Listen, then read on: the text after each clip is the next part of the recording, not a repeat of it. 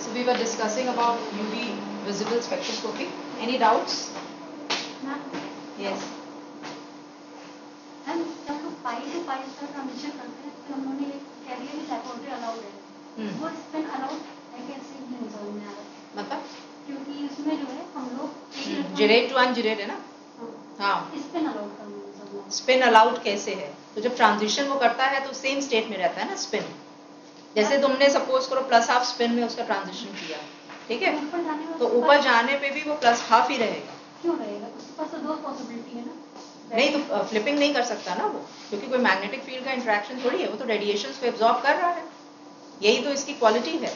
जो स्पिन हम लोग delta S is equal to 0 मान के चलते हैं, तो यही तो इसकी वो है खासियत कि अगर वो करेगा तब इसलिए अलाउड ट्रांजिशन कहलाएगा. मतलब यू वांट टू से कि ऐसा क्यों करता है, वो अपने आप को इन्वर्ट क्यों नहीं करता. यू वांट टू, क्योंकि इतनी रेडिएशन थोड़ी एब्जॉर्ब करता है, इतनी फ्रीक्वेंसी को. The frequencies are only given, उतनी रेडिएशन को एब्जॉर्ब करता है, उतनी फ्रीक्वेंसी उसके पास रहती है जिसमें कि वो एक्साइट कर सकते. And there is no this spectroscopy technique has no magnet or nothing like electric nature is there ना. तो अगर वो फ्लिपिंग करता भी, फ्लिपिंग मतलब अगर वो चेंज करता भी है सपोज करो, तो वो किन कंडीशंस में करेगा? It's only transiting from one state to, that's why only transitions are set. इसीलिए इसको ट्रांजिशन बोलते हैं, है ना. नहीं तो अगर ये करता होता तो इसको ट्रांजिशन नहीं हम बोलते.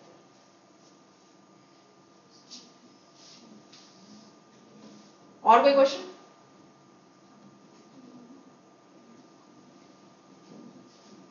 So we were discussing about the Woodward-Fizzer rule.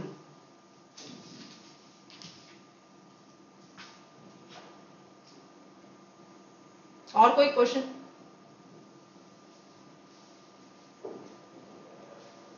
और ये जो रिलैक्सेशन भी है स्पिन का, मैंने आप लोगों को बताया था, ये उन मॉलिक्यूल्स में से पाई टू पाई एस्ट्रिक तो सिंपल वो हो गया ना ट्रांजिशन हमारा. तो जैसे उन मॉलिक्यूल्स में रिलैक्स होगा जिनमें कि हायर कोई ग्रुप लगे होंगे, जैसे ड्रग्स का केस हो जाएगा, उसमें हम फिर कपलिंग की वजह से क्या कर देते हैं, इसको रिलैक्स कर देते हैं. मैंने बताई थी ना 2 कंडीशंस उसमें लास्ट में, वाइब्रोनिक कपलिंग बताया था आपको.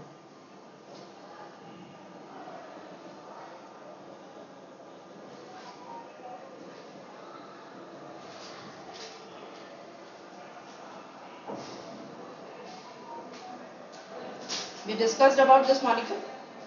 Example number 3 चलिए आज सॉल्व करते हैं. अच्छा, एक चीज और इसमें मुझे आप लोगों को बतानी है. जैसे सपोज करिए कोई सिस्टम है इस तरह, ये भी एक कंसिडरेशन आपको देखना पड़ेगा.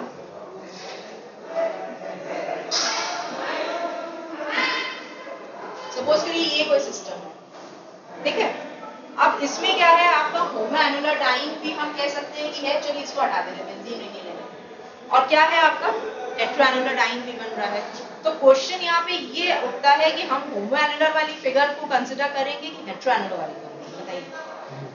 होमो को always consider the homoannular diene part, clear, not the heteroannular. क्यों? क्योंकि होमो की जो बेस वैल्यू है वो क्या है, 253 ज्यादा है. तो हमेशा जो यूवी स्पेक्ट्रोस्कोपी से हम रेडिएशंस को निकालते हैं वो हायर रेंज में निकालते हैं. हायर रेंज का डेटा जो होता है वो ज्यादा हम उसको कॉन्फिडेंशियल मान के चलते हैं.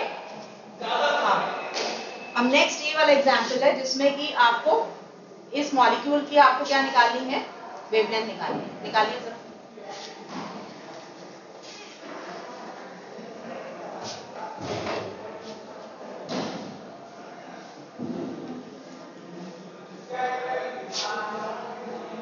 कॉन्जुगेशन के अलावा जितने बाकी जो साइड की आपकी चेन्स लगी हैं उन सबको आप एज एल्काइल रेसिड्यू मानेंगे. आप ये समझ लीजिएगा. जैसे सपोज करिए ये कॉन्जुगेशन में जा रहा है सिस्टम, ठीक है, तो इससे जुड़े जितने भी आपके CH3 उन सबको हम मानेंगे. और इसी के कॉन्जुगेशन में आपके ये देखिए ये वाला सिस्टम जा रहा है, तो इससे जुड़े भी क्या मानेंगे हम, एल्काइल रेसिड्यू जो निकल रहे हैं उनको कंसिडर करेंगे. तो everything in conjugated system gives the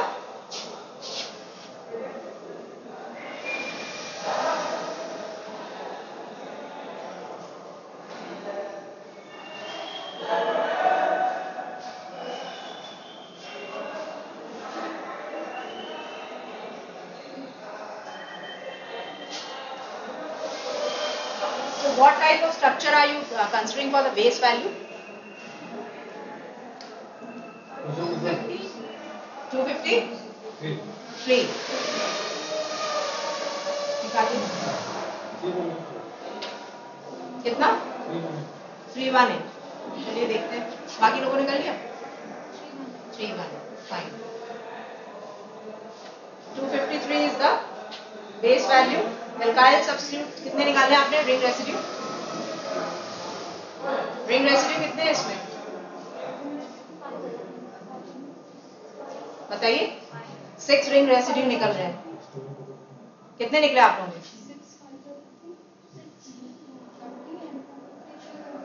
30 ये हो गया। और एक्सोसाइक्लिक डबल बॉन्ड आपका निकल रहा है 5 nanometre. Double bond extending conjugation है। डबल बॉन्ड एक्सटेंडिंग कॉन्जुगेशन लिया आप लोगों ने? तो कितना है 30। तो कितनी वैल्यू निकली? 318 प्लस माइनस 5। मैंने आप लोगों से पहले ही कहा था हम लोग कंसिडर करके चलते हैं। क्या हो गया? कोई दिक्कत हुई है? हो गया? समझ में आ गया? एक बार फिर से देख लीजिए, इसमें बिल्कुल बाइफरकेट करके मैंने दे रखा है। देखिए पेरेंट वैल्यू आपकी कितनी है? 253 नैनोमीटर। इसके बाद एल्काइल रिंग रेसिड्यू अगर आप देखें तो how many alkyl ring residue we have? 1 2 3 4 and 5 and 6। ठीक है, ये 6 रिंग रेसिड्यूज आपके काम कर रहे हैं। तो 6 into 5 आप करोगे, दैट इज इक्वल टू 30। फिर आप देखिए एक्सोसाइक्लिक डबल बॉन्ड अगर देखा जाए तो रिंग बी के कंपैरिजन में आपको एक्सोसाइक्लिक डबल बॉन्ड दिख ही रहा है, तो उसका 5 नैनोमीटर आप ऐड कर दीजिए। Then you have what? Double bonded extend. देखिए एक्सोसाइक्लिक डबल बॉन्ड और double bonded extending conjugation almost रहता ही है ऐसे रेंज में, तो उसको हम कंसीडर कर लेंगे। Then that becomes to 30 nanometer, and what is the total value in nutshell is 380.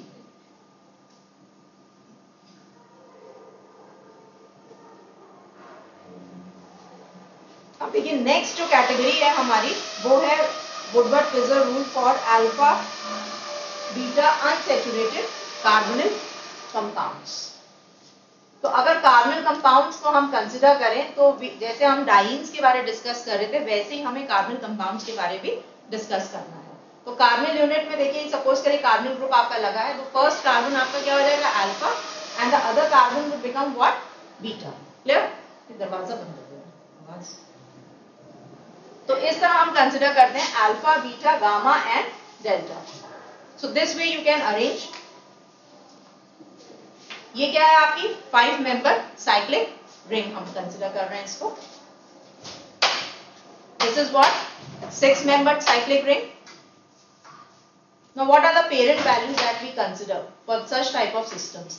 देखिए अल्फा बीटा अनसैचुरेटेड अगर a cyclic 6 member ring ketone है तो उसकी बेस वैल्यू हम कितनी लेते हैं? 250। अगर 5 मेंबर रिंग कीटोन है जो कि अभी मैंने आप लोगों को दिखाया था तो उसकी बेस वैल्यू हम कितनी लेते हैं? 202 नैनोमीटर। अगर आपकी अल्फा बीटा अनसैचुरेटेड एल्डिहाइड है तो in that case we take the base value as 207 nanometre. Clear? ये आपको लर्न करना पड़ेगा। उसके बाद आपका अगर एल्काइल रिंग रेसिड्यू है, अगर देखिए अल्फा पोजीशन पे है तो you add what? 10। If it is at the beta position then you add how much? 12 nanometre. If it is at the gamma position या डेल्टा पोजीशन पे है तो then you add what? 18 nanometre. Clear? अगर exocyclic double bond है तो कितना add करते हो आप? 5 नैनोमीटर। अगर डबल बॉन्डेड एक्सटेंडिंग कॉन्जुगेशन है तो it is again 30 nanometre. And if it is a homoannular conjugated diene in such case then how much you add? 39 nanometre. Auxochromes लगे हैं तो देखिए अल्फा बीटा गामा 3 पोजीशंस पे है। अगर OH लगा है तो 35 हो जाता है। अगर आपका बीटा पे लगा है तो कितना हो जाता है? 30। और अगर आपका गामा पोजीशन पे लगा है तो देन इट बिकम्स 50। तो this is in record, you can note it down. And ये पूरा ही कंप्लीट आपको करता है अगर किसी तरह का भी अगर कार्बोनिल यूनिट का आपको यूवी स्पेक्ट्रम को क्या करना है? कैलकुलेट करना है। तो यू हैव टू लर्न, इतनी तो लर्न करनी है आपको वैल्यूज, क्योंकि सिस्टम में या तो OH होगा या OR होगा, SR होगा या OCO CH3 होगा। तो you have to learn this. अब देखिए पहला एक एग्जांपल हम लोग सॉल्व करते हैं। यहाँ पे हमने क्या लिया है? कार्बोनिल ग्रुप से हमें क्या मिल रहा है? Alpha beta gamma and delta. ठीक है, तो क्योंकि ये 6 मेंबर्ड कीटोनिक रिंग को हम देख रहे हैं, पहली जो देख रहे हैं कीटोन लगा है, तो हमने पेरेंट वैल्यूज की कितनी ले ली है? 250। क्लियर? अब 215 लेने के बाद आपको इसमें क्या है? डबल बॉन्डेड एक्सटेंडिंग कॉन्जुगेशन दिख रहा है। तो डबल बॉन्ड एक्सटेंडिंग कॉन्जुगेशन की वैल्यू हम कितनी लगा रहे हैं इसमें? 30 5 exocyclic. Then exocyclic double bond in respect to ring भी आपको दिख ही रहा है, दिख रहा है कि नहीं दिख रहा है? ये वाला देखिए, अगर डबल बॉन्डेड एक्सटेंडिंग कॉन्जुगेशन होगा तो ये भी होगा, ये दोनों चीजें साथ साथ चलती हैं, तो इसमें कोई नई चीज आपको ऐड नहीं करनी है, क्योंकि उसी को हम वही कंसिडर कर लेते हैं। अगर आप थोड़ा सा कॉमन सेंस लगाएंगे तो उसी बॉन्ड को देखिए हम कंसिडर कर लेते हैं आगे एक्सोसाइक्लिक डबल बॉन्ड या डबल बॉन्डेड एक्सटेंडिंग कॉन्जुगेशन को। तो then it becomes to what? 5 nanometre. अब यहाँ पे क्या है? एल्काइल सब्स्टिट्यूट और रिंग्स रेसिड्यू कहाँ, किस पोजीशन पे आपकी आ रही है? बीटा पोजीशन पे। तो बीटा पोजीशन पे जो हम ले रहे थे वो कितना ले रहे थे आपका? 12 नैनोमीटर। और एक पोजीशन आपकी क्या आ रही है यहाँ पे? डेल्टा पोजीशन पे, तो उसका कितना ले रहे थे हम? 18 नैनोमीटर, क्योंकि 18 पे 2 रिंग रेसिड्यूज आपकी आ रही है, तो हियर वी कंसीडर एट 36। अब एक बार फिर से जो शुरू का मॉलिक्यूल आपने नोट किया था मॉलिक्यूल, ये देखिए यहाँ पे कितने रिंग रेसिड्यू है? 2, 18 इंटू 2 कर दिया। और यहाँ पे कितना रिंग रेसिड्यू है आपका? 1, तो कितना हम लोगों ने उधर ऐड किया था? 12। क्लियर? ये रिंग रेसिड्यू एक ये है, और एक आपकी रिंग रेसिड्यू कितने पे है? गामा पे। तो नट शेल में आपको जो वैल्यूज मिलेंगी वो मिलेंगी 215 प्लस 30 प्लस 5 प्लस 12 प्लस 36। कितनी वैल्यू आपकी आ गई? 298। Clear to you? चलिए अब इसका निकालिए।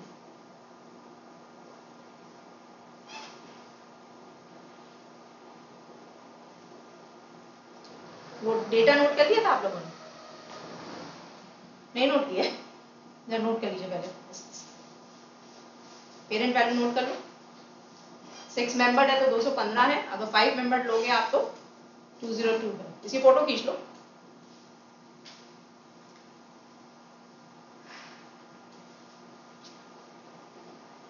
अल्फा पोजीशन पे अगर अल्काइल सब्स्टिट्यूट लगा है तो 10 है, बीटा पे लगेगा तो 12 है, गामा पे या उससे हायर डेल्टा पे लगेगा तो 18 है। This you learn. मेन ये टेबल थोड़ा सा लर्न करना हो जाता है मुश्किल, अदरवाइज बाकी चीजें तो देखिए सेम वही जा रही है। एक्सोसाइक्लिक डबल बॉन्ड है तो आपका कितना है? 5।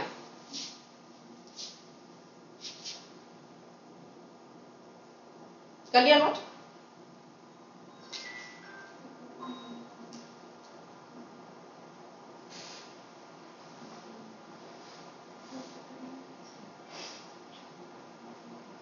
अब देखिए इसमें ऑलरेडी इंडिकेटेड है, क्योंकि कार्बन ग्रुप से हम लेंगे तो we will start from here. तो this becomes alpha, beta, gamma and delta.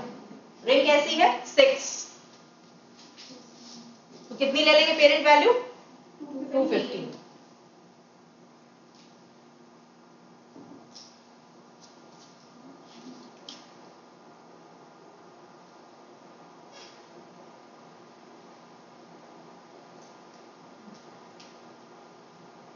Beta पे देखिए एक एल्काइल रेसिड्यू आपको दिख रहा है और एक एल्काइल रेसिड्यू आपको दिख रहा है डेल्टा पे। तो बीटा पे आएगा तो 12 हो जाएगा आपका, और अगर डेल्टा पे आएगा तो आपका कितना हो जाएगा? 18।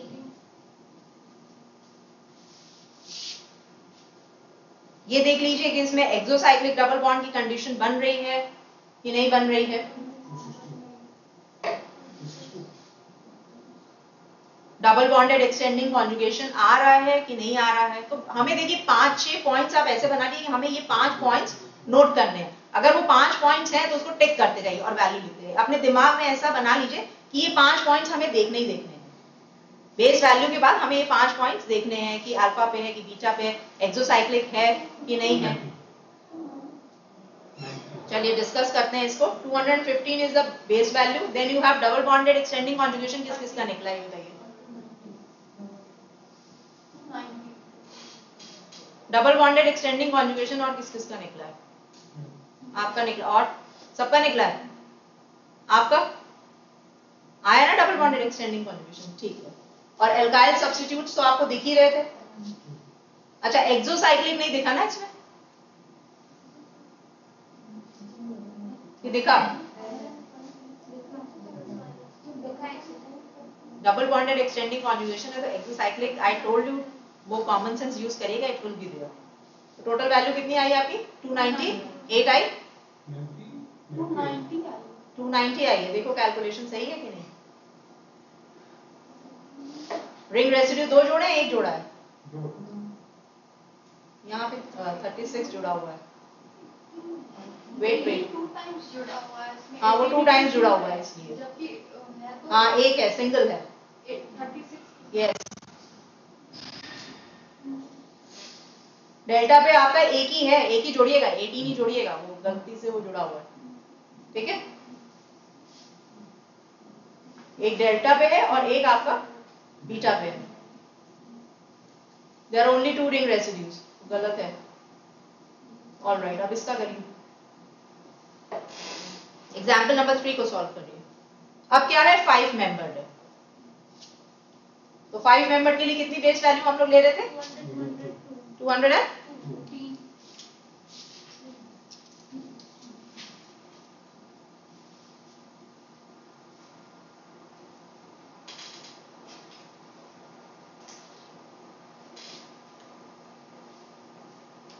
अब देखिए इसमें 2 रिंग रेसिड्यूज अपने को दिख रही हैं, और अल्फा और बीटा तो खैर हमने कंसीडर करा, बीटा पे ही आपको 2 रिंग रेसिड्यूज दिख रही हैं।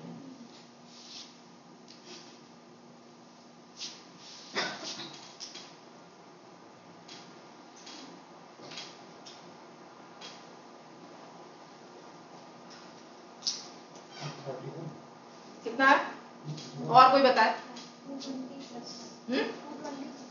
2 हाँ आपका कितना है? 231 इधर 231 इधर बीच में बच्चों ने आपका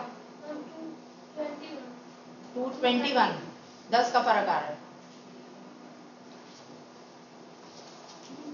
चलिए डिस्कस करते हैं।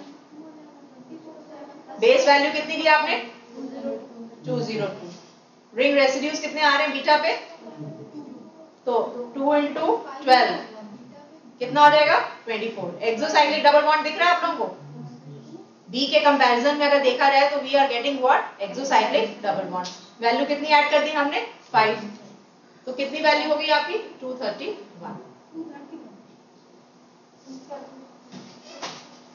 अब देखिए यहाँ पे हम लोगों ने एक्सोसाइक्लिक डबल बॉन्ड लिया है, but double bonded extending conjugation नहीं लिया। क्यों नहीं लिया? क्योंकि conjugation yes, it is not in conjugation. हाँ इधर देखिए इस केस में नहीं है, मतलब एक जो हम लोग एनॉमली लेके चल रहे हैं यहाँ पे नहीं है, बट अगर आप इस तरह के रिंग्स लेंगे यहाँ पे क्या है? एक्सटेंडिंग कॉन्जुगेशन है, तो कॉन्जुगेशन भी हमें देखना पड़ेगा। ठीक है,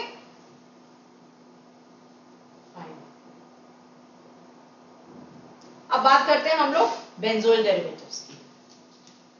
इतना क्लियर हो गया आप लोगों को?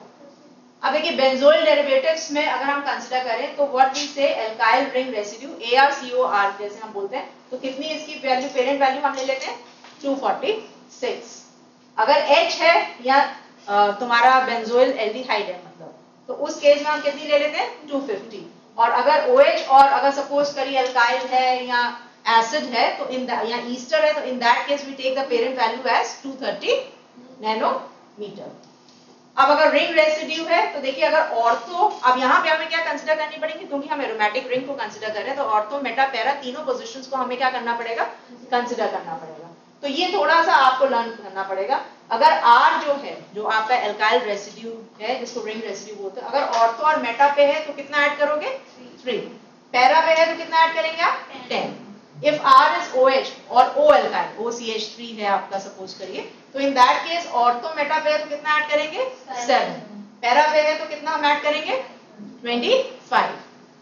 And if it is R is equal to NH2 for example, तो देन इन दैट केस सबसे ज्यादा वैल्यू ऐड करते हैं हम, ऑर्थो मेटा पे हम ऐड करते हैं 23 और पैरा पे हम ऐड करते हैं 58। NH2 के केस में सबसे ज्यादा वैल्यूज को ऐड करते हैं। चलिए सॉल्व करते हैं। पहला कंपाउंड नोट करिए।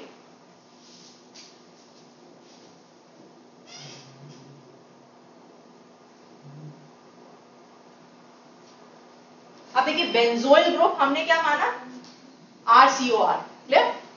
रिंग के साथ लगा हुआ है आपका, ये जो आपका ऊपर जा रहा है ये क्या है आपका? Benzoyl group. अब हमने ये वाली पोजीशन क्या ले ली, ortho, this becomes meta and this becomes what, para. Other side भी वैसे ही हो जाएगा आपको, ortho and meta. Basic value जो हम बेंजोइल ग्रुप की लेंगे यहाँ पे, वो क्या लेंगे, 246, क्योंकि और कोई वेरिएशन इसमें वो नोट कर लिया ना आपने चार्ट, और कोई वेरिएशन इसमें दिख नहीं रहा है। अब अगर देखा जाए तो ऑर्थो पे भी एक रिंग रेसिड्यू दिख रहा है और आपको क्या दिख रहा है, एक मेटा पे भी दिख रहा है। तो 3 नैनोमीटर हमने इधर से ऐड कर दिया और मेटा का कितना था आपका 3 नैनोमीटर, तो कितना हो गया आपका वैल्यू 252। तो these are very simple. Benzoyl वाले तो बहुत इजी हैं, इसमें ज्यादा वो नहीं है, इसमें ऑर्थो मेटा पैरा की बस पोजीशंस आपको लर्न करनी है। चलिए नेक्स्ट करिए। Is it clear to you, आपको समझ में आ रहा है, आ रहा है ना। अब नेक्स्ट वाला करिए, चलिए ये करके दिखाइए मुझे।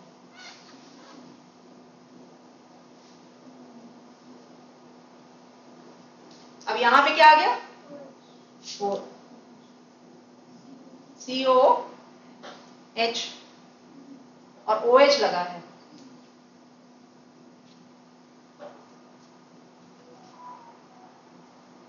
तो पेरेंट वैल्यू इसमें क्या ले लेंगे हम,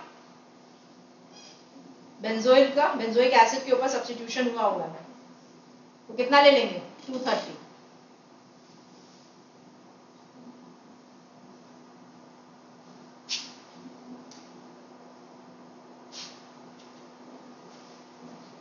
कितनी वैल्यू आई,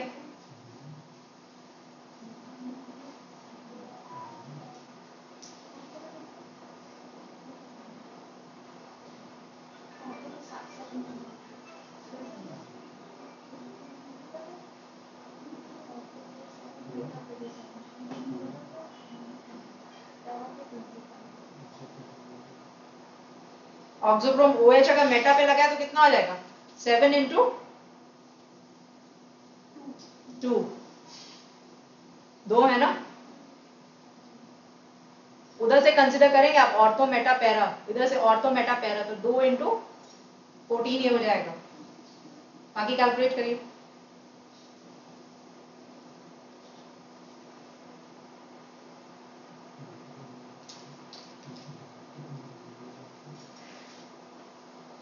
कितना आ रहा है बेटा वैल्यू, आगे क्या हो गया, भूल गए, वैल्यू सही है वैल्यू सही है।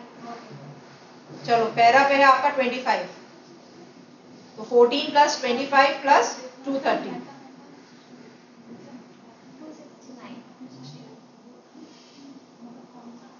देखो मेटा नहीं समझ में आ रहा है क्या, क्या है कार्बन ग्रुप यहाँ पे कौन सा है, आप अगर कंसिडर करोगे तो क्या है एसिडिक ग्रुप है। यहां से आप करोगे ये ऑर्थो पोजीशन हो जाएगी, फिर मेटा हो जाएगी, और उधर से भी आपकी ऑर्थो है, तो 2 ऑर्थो हो गई ना।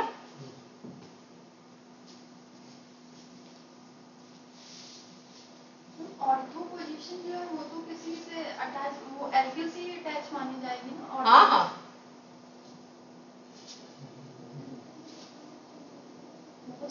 देखिए CL इधर देखिए आप 230 जो है इसकी बेस वैल्यू है, ठीक है। फिर आपने जब इसको तोड़ा तो इसमें क्या आ रहा है, ऑर्थो पोजीशन पे आपकी मेटा पोजीशन पे क्या आ रहा है OH आ रहा है, दोनों मेटा पोजीशन पे OH है, इधर भी OH लगा है और उधर भी OH लगा है, तो कितनी वैल्यू हमने ऐड कर दी 7 इंटू 2। फिर क्या लगा है आपका पैरा पोजीशन पे, पैरा पोजीशन पे हम जब ऐड करते हैं तो कितनी वैल्यू ऐड करते हैं 25, क्लियर। तो पैरा पोजीशन पे हमने क्या ऐड कर दी 25, तो कितनी वैल्यू आ गई। तो सबसे इजी अगर कैलकुलेट करना है तो बेंजोइल डेरिवेटिव्स का है, बिकॉज वहां पे ज्यादा डबल बॉन्ड एक्सटेंडिंग कॉन्जुगेशन और ये सब नहीं आता। अभी वाला करिए, चलिए ये तो कर लेंगे आप आराम से।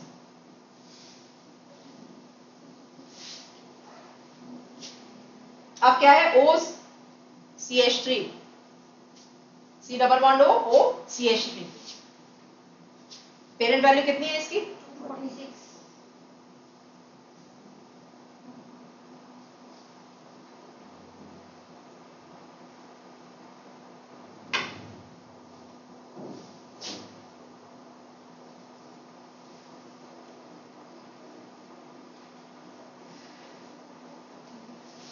और तो मेटा पैरा कर लो,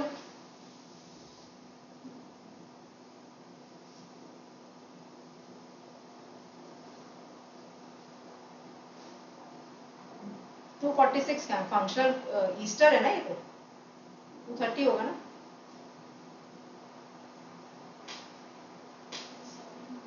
मेटा पे क्या लगा है तुम्हारा? NO2। नाइट्रो ग्रुप की कोई वैल्यू क्योंकि हम लोगों ने इंडिकेट नहीं करी है, तो इसकी वैल्यू कितनी रहेगी? 230, बिकॉज नाइट्रो का कोई वो नहीं है, वैल्यू नहीं है।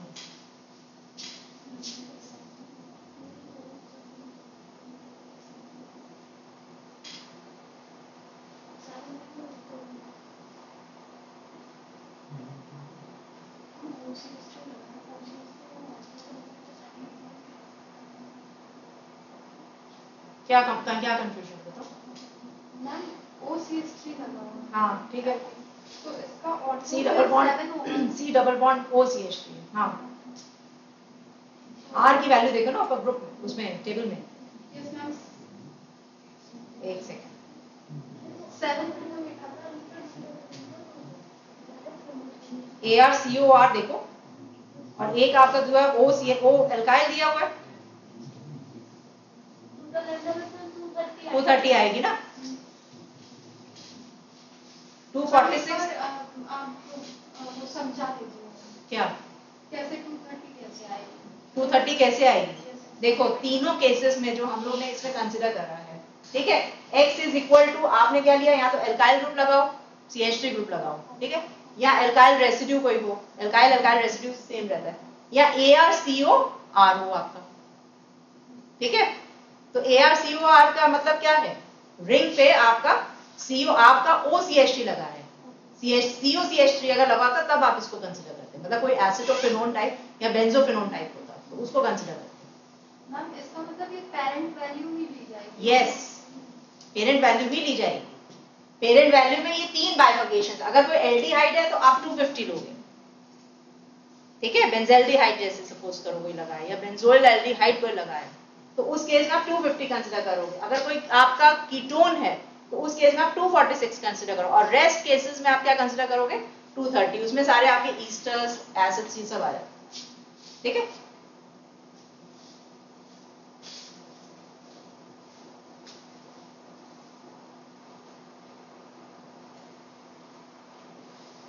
Now why UV spectroscopy is important? We all know, एक एक करके पॉइंट एक एक बता दो, all of you please, इसमें कुछ पढ़ने की वो नहीं है, आप बताइए पहले क्यों हम लेते हैं UV spectroscopy? In order to determine the functional groups. Yes, in order to determine the functional groups or conjugation. Very good. Extent of conjugation मत बोलिए, यहाँ बोले extent of conjugation को determine करने में हमें help करता है। Good. और quantitative determination of transition metals. Yes, transition metals को determine करता है, और impurity detection के लिए। हाँ, impurities तो करेगा ही करेगा, और स्पेक्ट्रोस्कोपी टेक्निक करता है। और आइसोमेरिक आपका डिफरेंशिएशन करता है, सिस है, हीट ट्रांसफॉर्म है, और बताइए और क्या करता है?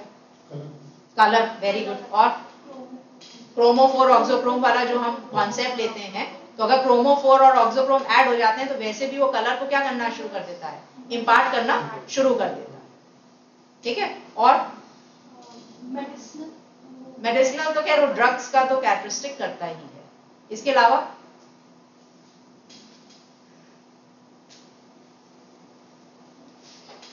एक बहुत इंपॉर्टेंट पॉइंट आप लोग छोड़ लो, जो हमने कल आप लोगों को बताया था,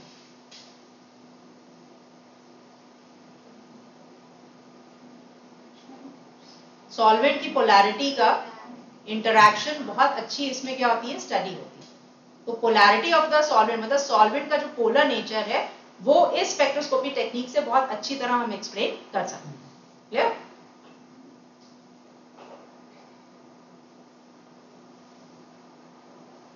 अब देखिए, ये एक बहुत अच्छी, मैं आप लोगों को अभी ये स्लाइड जो अभी बता रही हूँ कि how conjugation relates, because maximum जो हम यूवी स्पेक्ट्रोस्कोपिक टेक्निक जैसे उन्होंने बताया कि एक्सटेंट ऑफ कॉन्जुगेशन बताता है, this is one of the most important factor that we consider for UV spectroscopic technique. Extent of conjugation को ये क्या करता है, स्टडी करता है। देखिए जैसे सपोज करिए हमने 3 ये दे रखे हैं, इथाइलीन 1,3-ब्यूटाडाइन एंड 1,3,5 हेक्साट्राइन। तो तीनों में क्या हो रहा है आपका, पहले में एक पाई बॉन्ड है, दूसरे में कितना है 2, तीसरे में कितने हमने ले लिए 3 कॉन्जुगेटेड पाई बॉन्ड।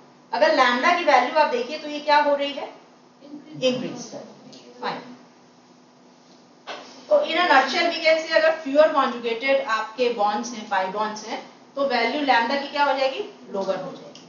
अगर मोर कॉन्जुगेटेड पाई बॉन्ड्स हैं तो the value of lambda will increase. ये पूरा जो अभी हमने पढ़ा, हम लोग को पता भी है कि जैसे जैसे हम कॉन्जुगेशन क्या है बढ़ाते जाते हैं वैसे वैसे आपका जो है बढ़ता जाता है। जैसे सपोज करिए इसको हम कोरिलेट कर सकते हैं विद द पिगमेंट्स, मतलब जो हम खाते हैं या हमें कोई कलर अगर दिख रहा है अपने वेजिटेबल्स में या फ्रूट्स में, तो how we can correlate. Lycopene red colour pigment है जो कि टोमेटोज में मिलता है। एक्सटेंट ऑफ कॉन्जुगेशन आप देखिए बॉन्ड्स क्या कैलकुलेट करिए, कितना पाई बॉन्ड है इसमें बताइए, डबल बॉन्ड कितना है इसमें,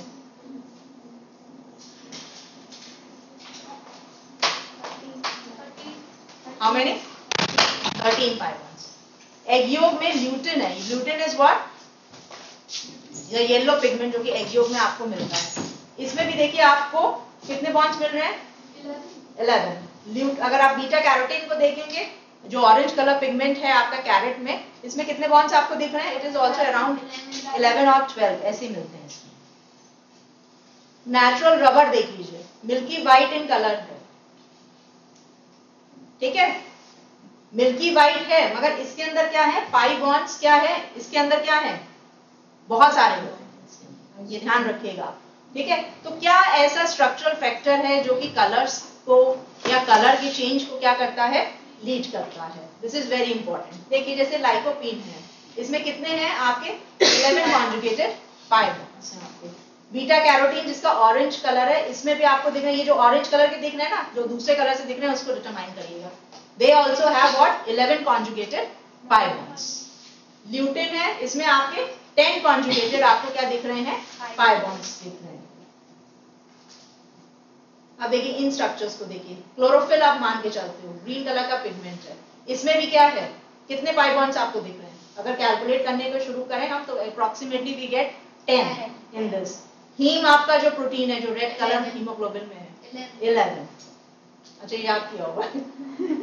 removing double bond affects the colour. अब सपोज करिए कोई सिस्टम है, हम उसके क्या है डबल बॉन्ड्स को क्या कर रहे हैं, सपोज करिए किसी कोई उस पर रिएक्शन करके हमने क्या किया, उसके डबल बॉन्ड्स को खत्म करना शुरू कर दिया। और खत्म कैसे करेंगे भाई, अगर केमिस्ट्री के हम लोग सब हैं तो डबल बॉन्ड को हाइड्रोजनेट कर देंगे, हाइड्रोजन ऐड कर देंगे, तो we convert that double bond into a single bond and we can make a improvement in the colour. Clear, lighter colour या डार्कर साइड इस कलर को हम ले सकते हैं।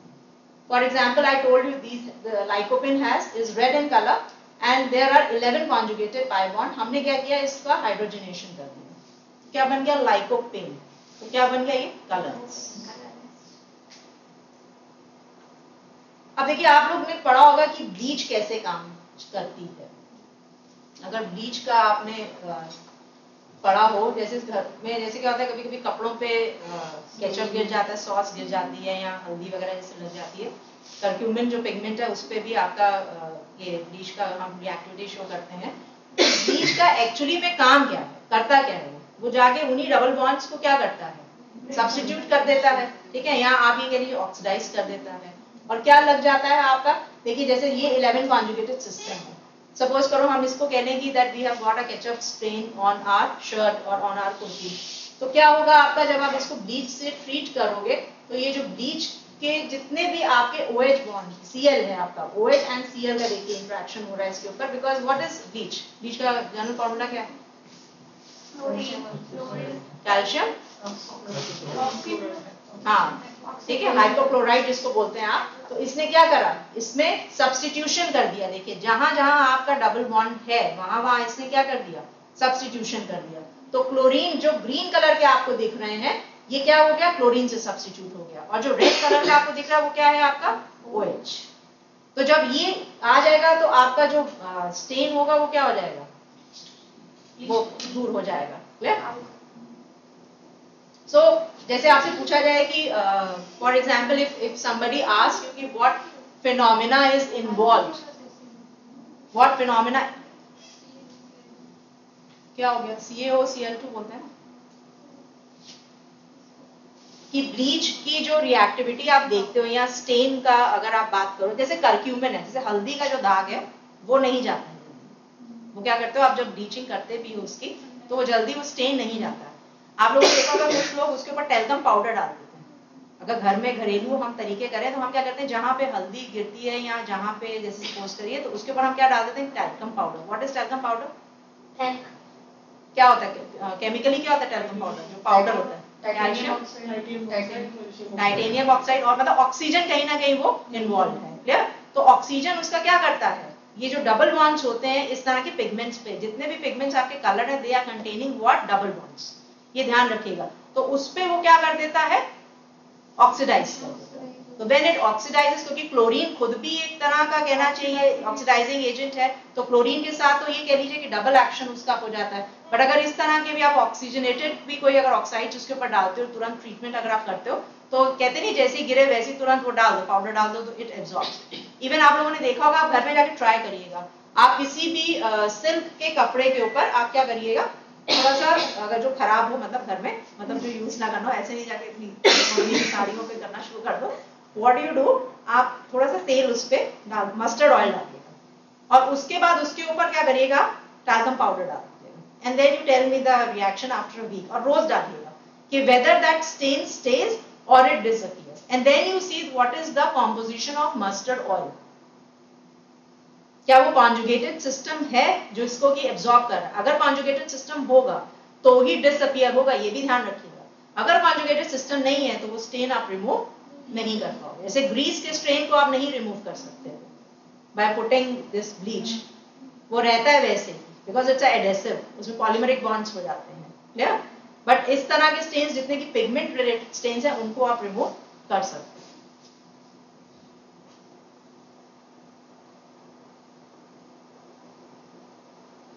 उसके बाद एक ये photo isomerism, although it's not very much related to you people. जैसे सपोज करिए हमें ट्रांस और सिस में कन्वर्जन करना है फॉर एग्जांपल, तो इसमें क्या करते हैं हम, यूवी लाइट का एप्लीकेशन करते हैं। It's a type of reaction जो कि मोस्टली हम करते क्या है, जैसे हमें कोई सिस्टम अगर सिंथेसाइज करना है और for example we can not do the synthetic route of reaction in that case, तो in that case we take the help of UV light.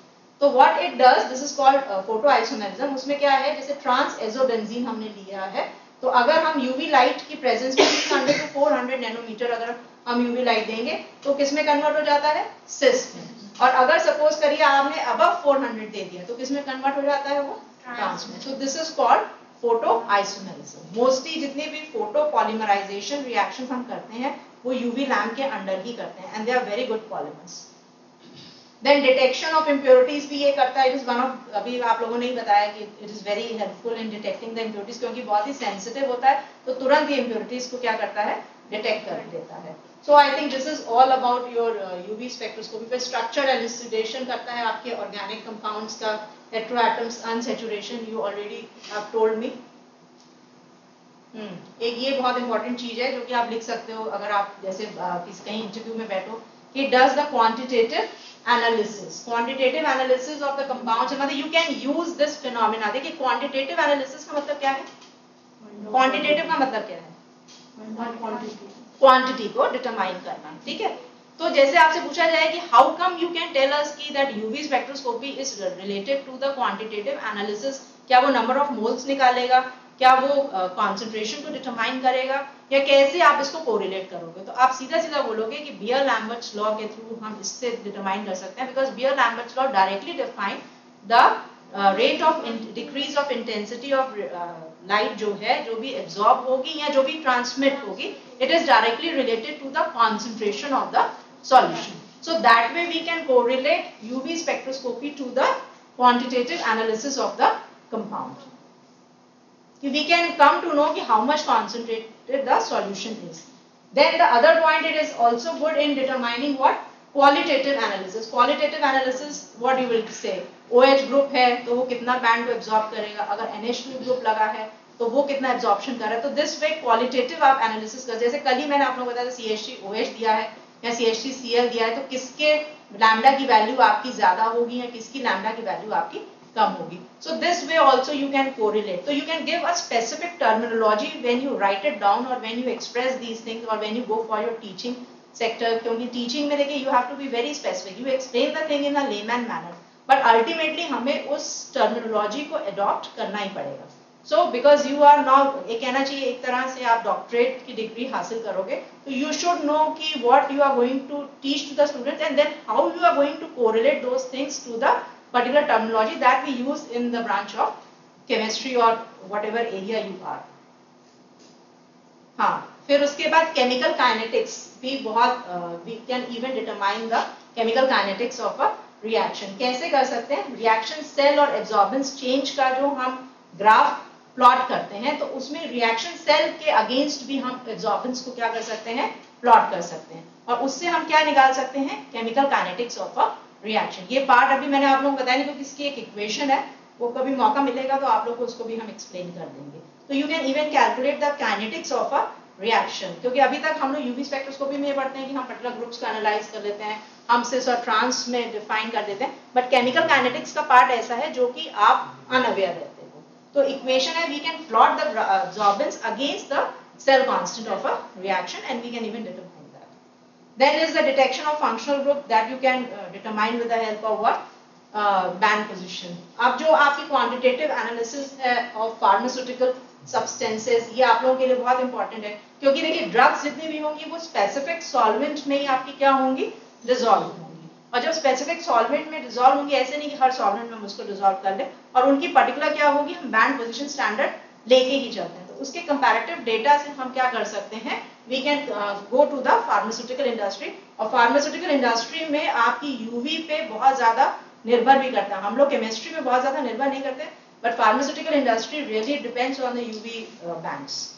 Then we have the polynuclear hydrocarbons का भी हम nature study कर सकते हैं, क्योंकि polynuclear hydrocarbons को हम polycyclic hydrocarbons की कैटेगरी में भी रखते हैं कि क्लोज रिंग सिस्टम है कि ओपन रिंग सिस्टम है। तो इससे हम क्या कर सकते हैं? बैंड पोजीशन को स्टडी करके we can go through the differentiation of the polynuclear hydrocarbons और polynuclear compounds. So this way UV spectroscopy, जैसे नैप्थलीन देखिए दे रखा है, कहाँ पे मिल रहा है इसका बैंड पोजीशन जरा बताइए। नैप्थलीन का बताओ और इसका बताओ, वैल्यू बताइए।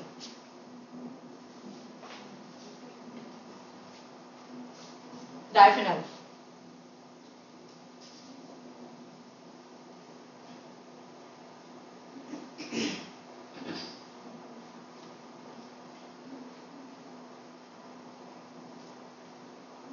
$300 अबव है इन फर्स्ट केस, और सेकंड केस में कौन सा बैंड लेंगे हम? ये लेंगे, ये हाँ, ये वाला। ये क्यों नहीं ले सकते? इसको भी तो कंसिडर कर सकते हैं। इसमें तो मैक्सिमम ये वाली पीक लोगे, ये वाली जो दिख रही है, ये देखो ये एरो लगा भी हुआ है इसमें। इसमें क्या करोगे? डायफेनॉल, ये तो ऐसे जा रहा है बैंड बिल्कुल। बताइए। If I say you that you determine the band of diphenyl in this case, what you will tell me? देखिए ये 200 है, ये कितना है? 300, और ये बीच की जो लाइन जा रही है आपकी क्या हो जाएगी? 250 मान लो।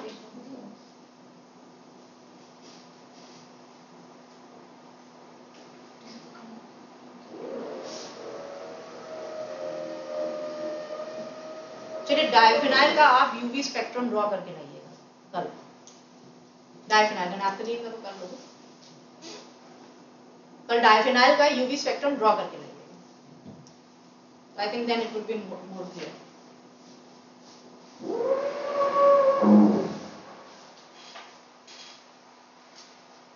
अब देखिए, अगर मॉलिक्यूलर वेट डिटर्मिनेशन हमें करना है तो उस केस में हमें उसके क्या बनाने पड़ते हैं? Derivatives. Then only you can determine the molecular weight of a particular substance by UV spectroscopy. Clear? तो उस केस में जैसे सपोज करिए if you want to determine the molecular weight of अमीन, तो हमें अमीन के क्या करते हैं? पिक्रिक एसिड उसमें डाल देते हैं, तो क्या बन जाते हैं? अमीन picrate.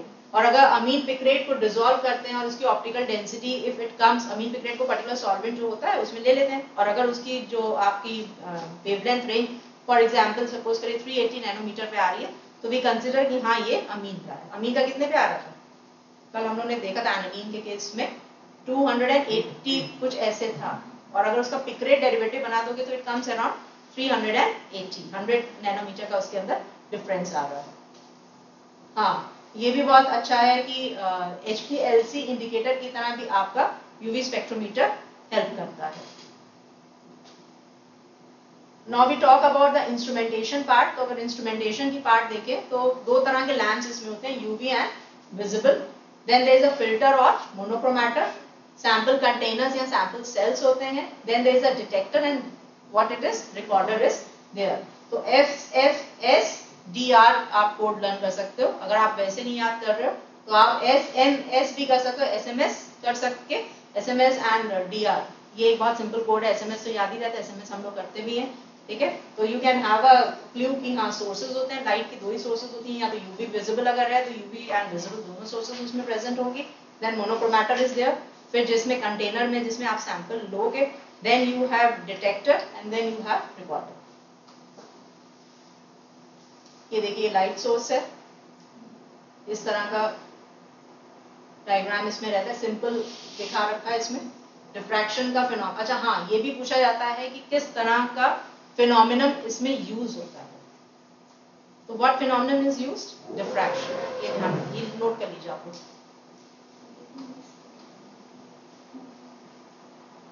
This is a sample cuvette. I told you yesterday the cuvette is made up of quartz. Very good. ये एक सिंपल फ्लो चार्ट दे रखा है। Then what is the radiation source that is used? देखिए this is, इसमें बहुत सारे radiation sources हम लेते हैं, बट जो इसमें इलेक्ट्रिकल एक्साइटेशन, जो ड्यूटेरियम और हाइड्रोजन के लैंप्स होते हैं, लैंप का नेचर कैसा होना चाहिए ये भी आपको पता होना चाहिए। अगर ड्यूटेरियम और हाइड्रोजन के लैंप्स लेते हैं तो इनकी जो रेंज अमिट होती है that is between 160 to 375 nanometre.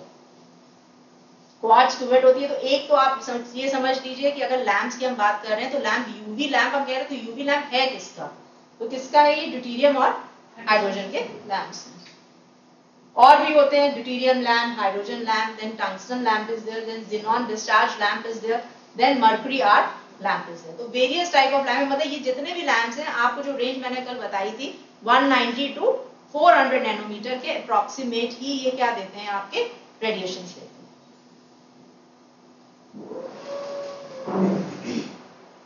और दोनों में देखिए फर्क है, वो यूवी रेडिएशन सोर्सेज हैं और ये क्या है आपके विजिबल रेडिएशन। क्लियर? तो जैसे पूछा जाए कि visible radiation source which one of is the visible radiation source, और आपको चार आपको क्या दे रखे हैं, ऑप्शंस दे रखे हैं।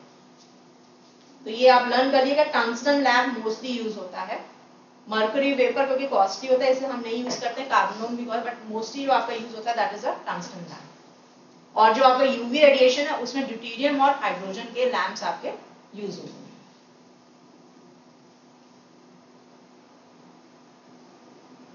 अब देखिए जो मोनोक्रोमैटर हम यूज करते हैं, तो एक तो एंट्रेंस स्लिट होती है जहां से स्लिट खुलेगी, मतलब उसके बाद आपका क्या होता है, कोलिमेटिंग लेंस होता है।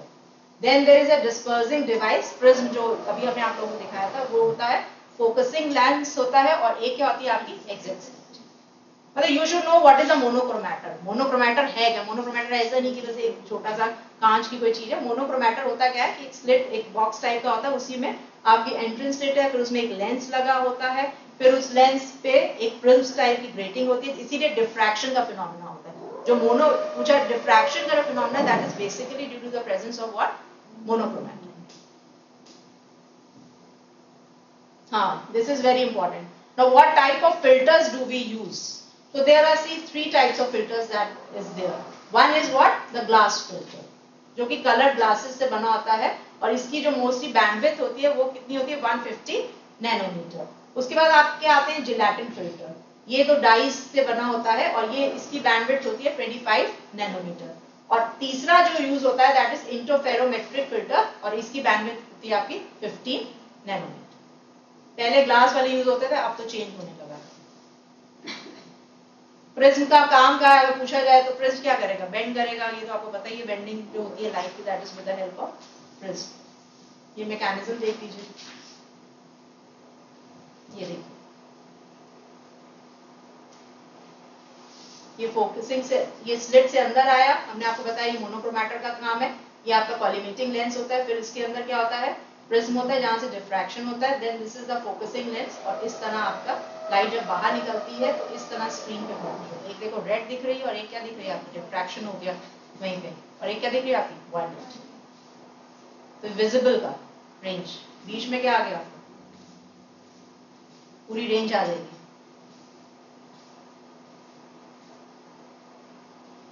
नेक्स्ट इज जो तुम्हारे सैंपल कंटेनर्स होते हैं या सैंपल सेल्स होते हैं, इन्हीं की पाथ लेंथ क्यूबिट जिसको बोलते हो आप, को हम कंसिडर करते हैं। उसके बाद आपका देखिए सैंपल सेल्स, आपने टर्म पढ़ी है, a variety of sample cells are available for UV region. और डिपेंड किस पे हम करता है, सैंपल सेल जो हम लेते हैं वो डिपेंड करता है लेंथ पे। मोस्टली इसमें पाथ लेंथ को कंसिडर करते हैं, फिर कितना वो ट्रांसमिट कर सकता है उसके ऊपर डिपेंड करता है। और बट नेचुरल सी बात है, we have to see whether it is economical और नॉट। क्यूवेट लेते हैं, क्यूवेट का आपको बताई मैंने, क्वार्ट्ज लेते हैं उसमें, तो बस आप उतना ही उसमें याद करिए। हाँ, फिर डिटेक्टर्स में हम किस तरह के डिटेक्टर्स लेते हैं, फोटोवोल्टाइक सेल्स भी हो सकते हैं उसमें डिटेक्टर में, आपके फोटो ट्यूब्स भी हो सकते हैं और फोटो मल्टीप्लायर ट्यूब्स भी हो सकते हैं। सो this way 3 type of photo sensitive, ये मेन बहुत ही सेंसिटिव, डिटेक्टर सेंसिटिव होता है तभी लाइट को कैच करेगा, तो डिटेक्टर पे ही मेन फोकस होता है कि कैसा डिटेक्टर हम यूज कर रहे हैं, उसी से पूरी कॉस्ट इसकी वेरी करती है। ये देखिए डबल बीम आपका, ये सिंगल बीम आपका है, और ये आपका क्या है, डबल बीम, दोनों देखिए, ये देखिए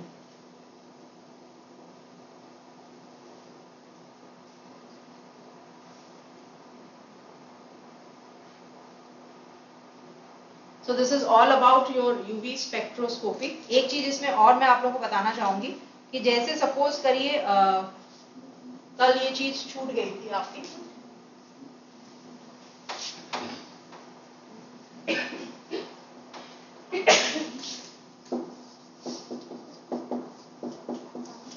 इसमें जरा ट्रांजिशन बताइए कौन कौन से हो रहा है।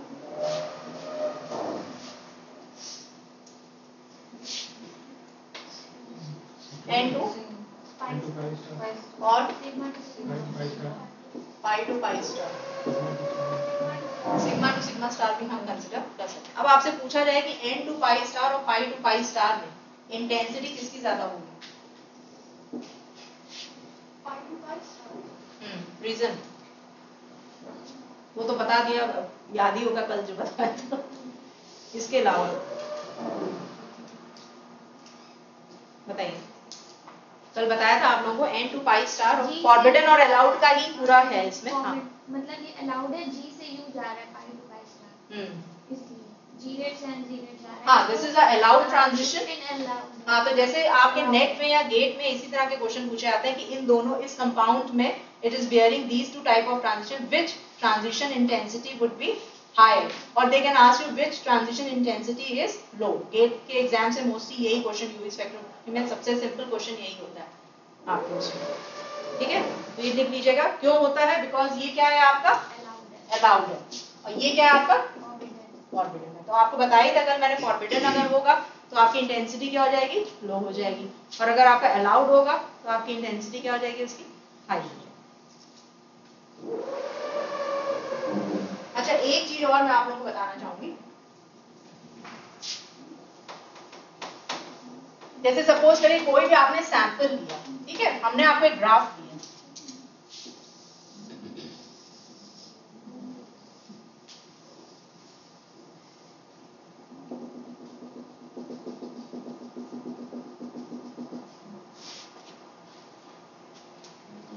ठीक है, वेवलेंथ और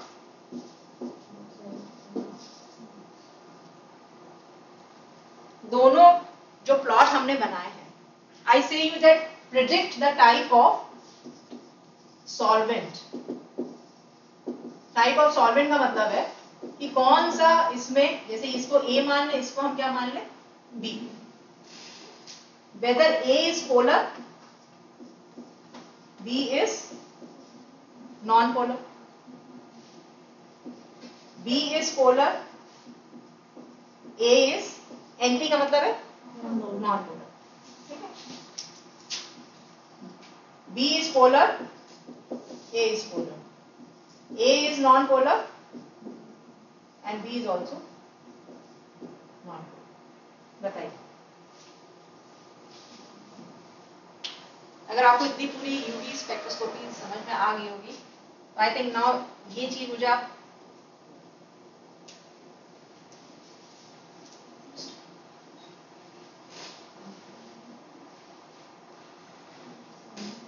किसी भी सैंपल को हमने सॉल्वेंट के अंदर sample plus solvent, I told you this is a very important thing that polarity of a solvent जो है, that is a very important factor that we consider in UV, extent of conjugation, polarity, ये दो चीजें ऐसी हैं जिसमें हम बहुत फोकस करते हैं इसमें।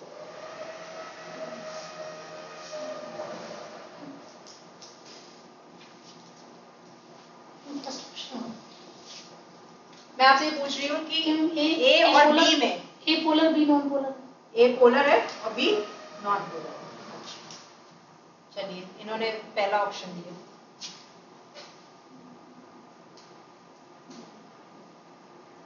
पोलर सॉल्वेंट क्या करता है, इंट्रैक्शन, तो क्या हो जाएगा,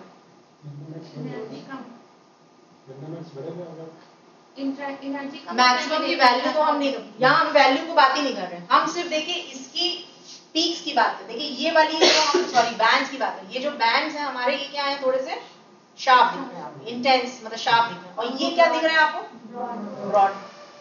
तो कब ब्रॉड हो जाएगा, उल्टा हो जाएगा, B is yes, A is non. अब इसी क्वेश्चन में हम थोड़ा सा चेंज कर देंगे, A is hexane, B is ethanol.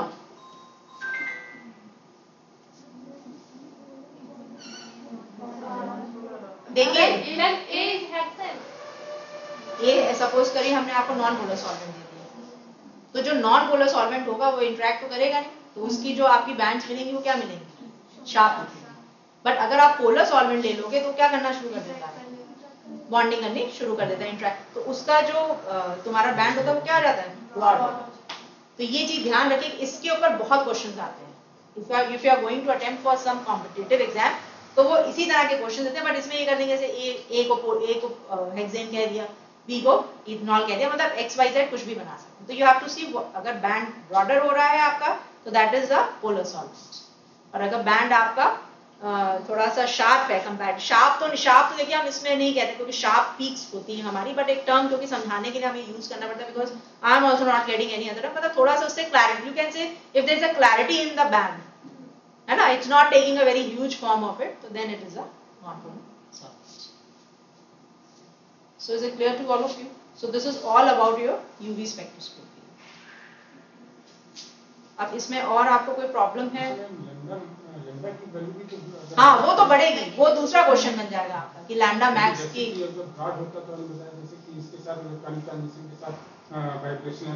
हाँ वो आ जाएगा, हाँ नहीं इस केस में हम सिर्फ सॉल्वेंट का नेचर देख रहे हैं, इस केस में वो बैंड पोजीशन तो आपकी बढ़ेगी घटेगी, that is the other part की ब्लू शिफ्ट पे जाएगा, कि वो तो फिर हमें कंपाउंड पूरा लेना पड़ेगा उस केस में। यहाँ सिर्फ ये पूछने का मतलब है कि अगर कोई भी आपका पोलर सॉल्वेंट किसी सैंपल के साथ अगर इंटरेक्ट करता है तो उसकी जो बैंड आपको दिखेगी जब आप उसका कराओगे यूवी स्पेक्ट्रोस्कोपी, तो वो ब्रॉडर बैंड्स होंगे, और अगर उसी सैंपल का अगर आप मतलब नॉन पोलर सॉल्वेंट के साथ कराते हो तो उसकी जो बैंड की क्लैरिटी है वो आपको अच्छी दिखेगी। तो होता क्या है, कभी कभी हमें ये दिखता है, जैसे हम कभी कभी यूवी स्पेक्ट्रोस्कोपी जब आप उसी टेक्निकल एरिया में जाते हो तो आप कहते हो कि ये तो इतना साफ आ रहा है और ये चौड़े चौड़े आ रहे हैं, मतलब क्यों इतने ब्रॉडर आ रहे हैं, तो इसके पीछे रीजन सिर्फ इतना ही है कि हम पोलर सॉल्वेंट ले रहे हैं कि नॉन पोलर सॉल्वेंट, ठीक है, क्योंकि ये पार्ट थोड़ा सा नहीं अनटच रहता है, नहीं हम लोग को समझ आया, बट इसके ऊपर क्वेश्चन बहुत बनते हैं, वो सीधा सीधा वो आप ये कहते हो ये क्वेश्चन क्या दे रखा है कि A is hexane, B is ethanol, this is no way, ये कोई क्वेश्चन ही नहीं, इन्होंने तो सैंपल भी नहीं बताया हमने लिया क्या है, इथेनॉल लिया है कि कीटोन लिया है कि हाइड्रोकार्बन लिया है, दे ओनली से we take a sample, we mix in one part of the sample we are mixing in hexane and one part of the sample we are mixing in ethanol, कोई alcohol ले लिया, तो now you tell which किसका spectrum है, ये तो मैंने polar non polar आप लोगों को समझाने के उसमें कर दिया, वो आपको नाम देंगे बकायदा, क्वेश्चन को थोड़ा सा और ट्रिकी करने, क्लियर, ठीक है, तो it's all for today. Okay